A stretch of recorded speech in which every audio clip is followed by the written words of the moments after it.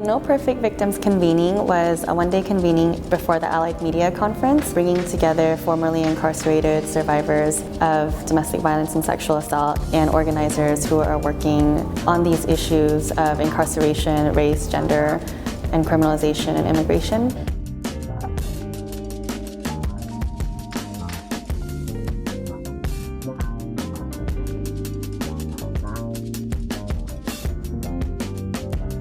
But that trajectory also is couched in a bigger trajectory of revolutionary feminist and queer prison abolition organizing. I want to acknowledge how special it is, again, for us to be coming together under this really frightening moment to create some opportunities for collective insurgency. I like the fact that everyone has something to bring to the table. This one in particular is making me think so much about community and how essential and imperative it is to overall liberation. When we bring so many people together from, so many different states and so many walks of life and the intersections in which we live our lives, well, you just feel like we can change things. And in terms of having gone to prison, having made quote-unquote bad decisions in life, I was really drawn to this because there are no perfect victims. We believe in the power of local autonomous organizing, and we also believe in the power of building solidarity and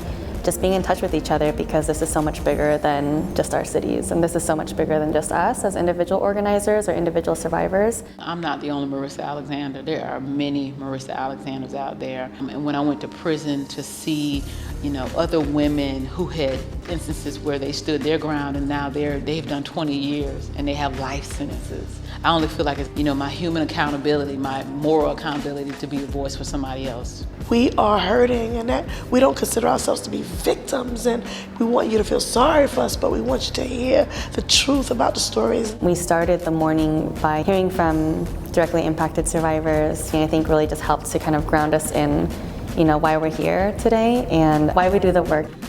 People send a letter and keep working for me. Okay, there is still hope. I shouldn't give up to society. And also people on the outside too. They were ready, why don't you just take a deal?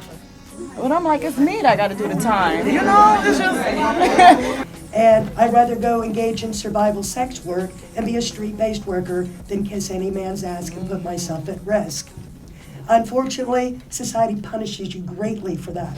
We shared our toolkit. It was a collaborative project between Survived and Punished and Love and Protect. That toolkit is basically a guide for organizers on how to run defense campaigns, and it's the hard-earned lessons that we learned.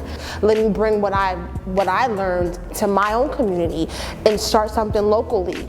Like, what are they doing in other states to free their Marissas so I can free my Tasha? And also just took a moment to think about, what kinds of ideas people have in the room and how we can move forward together. For one, that we will be able to educate even our own movement in making the connections to how survivors are criminalized. I think that one of the biggest things is going to be really focusing on post-incarceration services. The biggest thing I've taken away from this is to hear the different spaces people operate in and how do we link together. People who have been in survivors are not as comfortable with doing that. I understand that. But you can be in the movement but not be in the front. You just have to be a part and willing and committed. It's after we talk about the problems, we need to move over into that place of solution. And in that solution, we need to really, really be able to talk about what that looks like and who's gonna do it, who's raising their hand, who's saying, take my number, take my email, let's connect, let's really make this happen. There's also a lot of opportunity and a lot of room to grow and to also, fight for what we believe in and what we actually want, which is not just little concessions here and there, but in a whole different way of how we deal with violence and how we actually support survivors in our own communities to be safer and more liberatory spaces for all of us.